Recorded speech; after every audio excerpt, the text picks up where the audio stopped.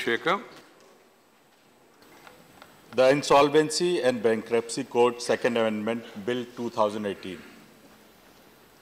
Sir, हम सब इसका समर्थन कर रहे हैं, लेकिन सभापति जी चेयरमैन सर कुछ शंकाएं उत्पन्न होती हैं कि जनवरी में एक ऑर्डिनेंस आया, फिर क्या ज़रूरत पड़ गई कि जुलाई में जब सदन चलने वाला था जून में ही ऑर्डिनेंस लाया जाए।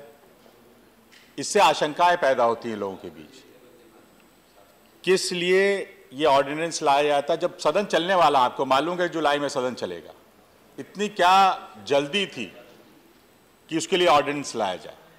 इससे शंकाएं पैदा होती हैं कि क्यों किया जा रहा है ये, और शंकाएं निराधार नहीं होती हैं। शंकाएं जब होती हैं तो कहीं कुछ गड़बड़ जरूर होता है। हमें ये लगता है, जो मैं अगर गलत हूं तो वित्त मंत्री जी हमको बताएंगे, क्योंकि मैं अर्थशास्त्री नहीं हूं जैसे जयराम रमेश जी हैं। हम साधारण व्यक्ति हैं, जो हम लोग पढ़ते हैं वो हम लोग जानते हैं। एक कंपनी है आलोक इंडस्ट्रीज, हमने जो सुना है मैं उसके बारे में जानना चाहता हूं।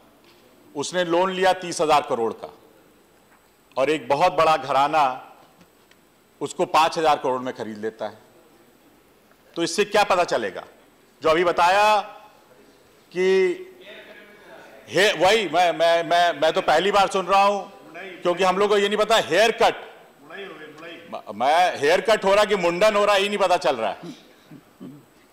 मतलब ऐसे किसी बड़े घराने को यहां बात की जा रही है एसएमई की। मुझे ये लगता है कि ये बड़े घराने के लिए किया गया कि ये छोटे छोटे जो उद्योग हैं इनको कम दामों में उनको दे दिया जाए। ठीक है, तो ये आशंकाएं पैदा होती हैं।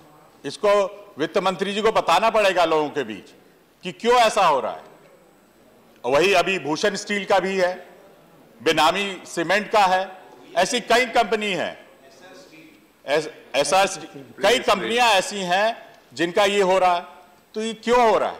और इसीलिए अभी जो बताया गया कि जो पहले 75% था वोट चाहिए थे, अब उसे कम करके 66% कर दिया गया है।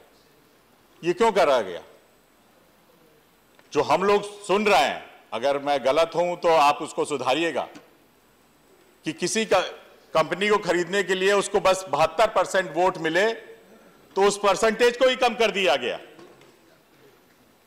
किसी एक घराने के लिए, किसी एक इसके लिए उद्योगपति के लिए अगर ये काम किया जा रहा है तो ये बड़ा दुर्भाग्यपूर्ण है, और इसका जवाब आप लोगों के बीच देना पड़ेगा।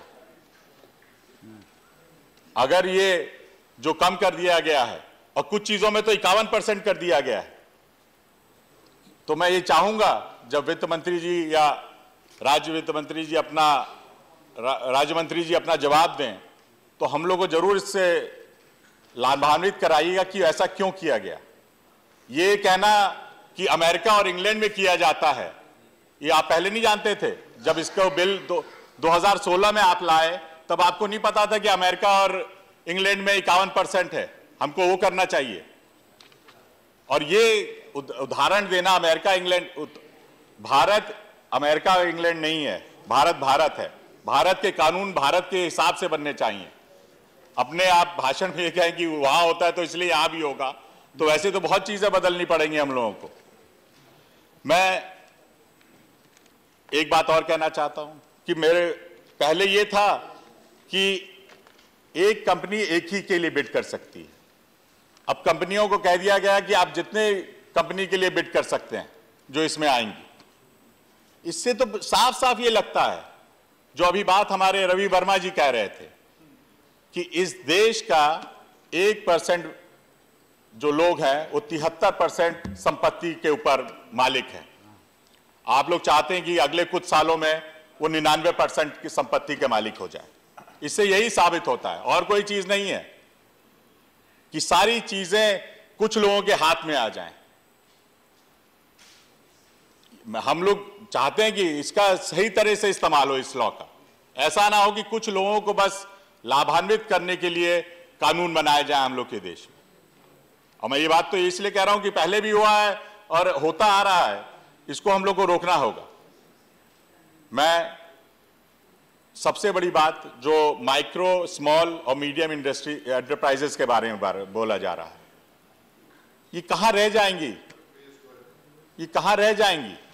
आज जो हाल है इन एमएसएमई का, इनको क्या आप सुविधा दे रहे हैं कि ये तो कोई भी सारी छोटी छोटी एमएसएमई खत्म हो जाएंगी, ये तो बड़ी कंपनियां इनको ले लेंगी, ये सब खत्म हो जाएंगी। तो बस ये आप उनको खुश करने के लिए इस बिल में उनको डाल दिया बस आपने, इनको तो कोई फायदा होने वाला नहीं।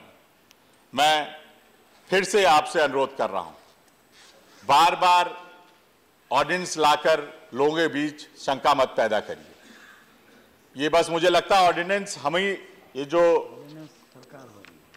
भारत, पाकिस्तान, बांग्लादेश ऐसी जगह ऑर्डिनेंस रह गया है। अगर हम आज, आप कह रहे थे कि अमेरिका और इंग्लैंड में, वहां तो ऑर्डिनेंस नहीं है मेरे ख्याल से, कि जब आप सदन में नहीं जाना चाहते तो ऑर्डिनेंस ला लीजिए। और मुझे पता है अगले कुछ दिनों में एक और ऑर्डिनेंस आएगा, तो ये इससे बचिए, कानून बनाइए, सदन में आइए, कानून बनाइए और उसको लागू करिए। राइट नीरज जी, धन्यवाद। श्री एस